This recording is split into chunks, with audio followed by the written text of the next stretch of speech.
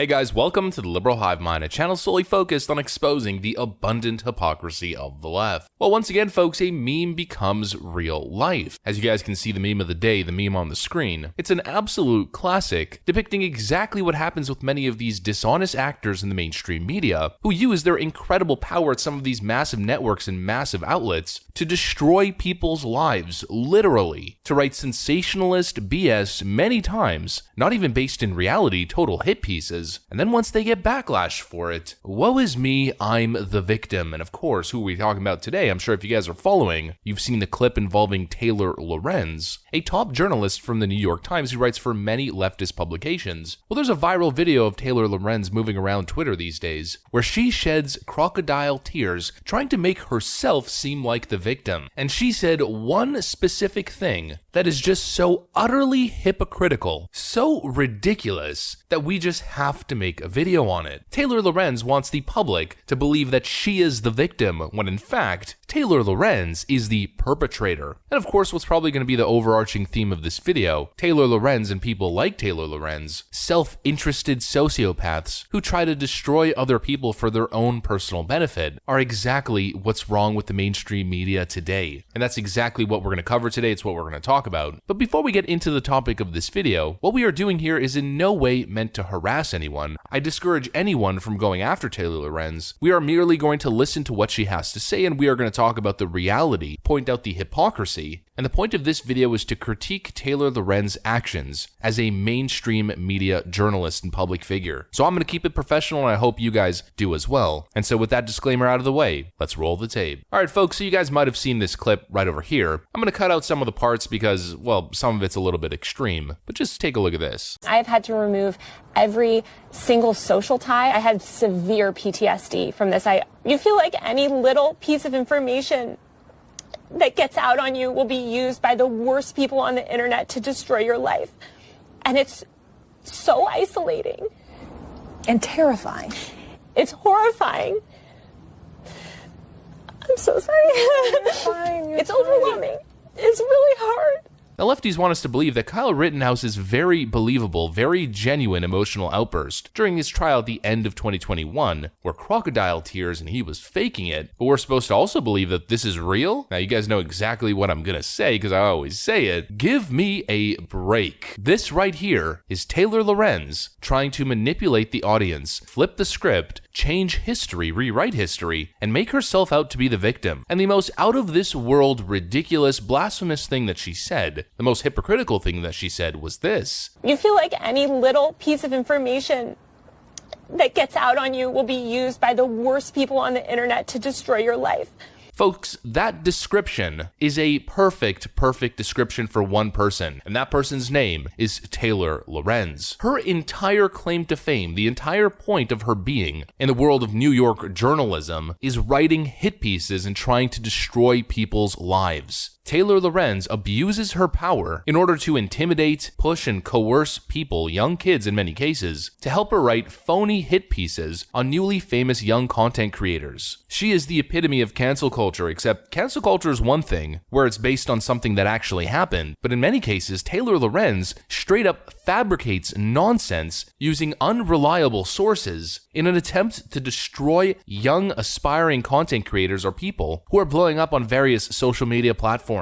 Let's get into some of these examples. Take a look at this grade A hypocrisy. Taylor Lorenz on Twitter writes, "If I could give one piece of advice to aspiring journalists, it would be to never reveal anything about your personal life on the internet. Nothing, ever. Unfollow and block family members and the closest to you. Never post photos of anyone or anything you care about. A decade down the line or sooner, these things will all be used to try to ruin your life. People on the internet will brigade you on every platform and dig up every single tiny thing you've ever revealed and try to exploit it to cause you excruciating pain." So she's saying that terrible people on the internet will dig up old tweets and things you might have said on social media, going back as far as a decade or more, to cause you excruciating pain. I mean, these terrible people. And you know what? She's right. But she's also a massive hypocrite because that is literally all she does when it comes to her journalistic track record, if we could call it that. Take a look at this headline from Taylor Lorenz. The Instagram stars hiding their famous Muslim-hating mom, Pamela Geller, Geller. In fact, the Oshry sisters have gone to great lengths to conceal their connection to their mother. Family photos including their mother have been stripped from their Instagrams. All past references to her have been removed. The sisters post family photos of the four of them, always without their mother. What about this one right over here? YouTube's biggest philanthropist has a history of homophobic comments, referring to Mr. Beast, the most vanilla, clearly not a terrible, hateful person, literally the biggest YouTuber on this platform, a guy who's about to dethrone PewDiePie when it comes to subscribers. And if you count across his various different channels, he's already above PewDiePie. The guy whose entire platform is philanthropy and helping people. Taylor Lorenz wrote multiple massive hit pieces on Mr. Beast using a bunch of salacious information that she got from an apparent ex-employee who used to work for Mr. Beast. All of which, by the way, everything that individual said about Mr. Beast, claiming that he fostered a toxic work environment, doesn't coincide with that individual's own YouTube videos, where he essentially says the opposite. In this piece that Taylor Lorenz wrote for the New York Times, Mr. Beast, YouTube star wants to take over the business world. And then she writes a totally unverifiable report that Mr. Beast is a toxic boss who essentially abuses his employees. The source being this kid who used to work for Mr. Beast that had this to say on his personal YouTube channel. Mr. Beast,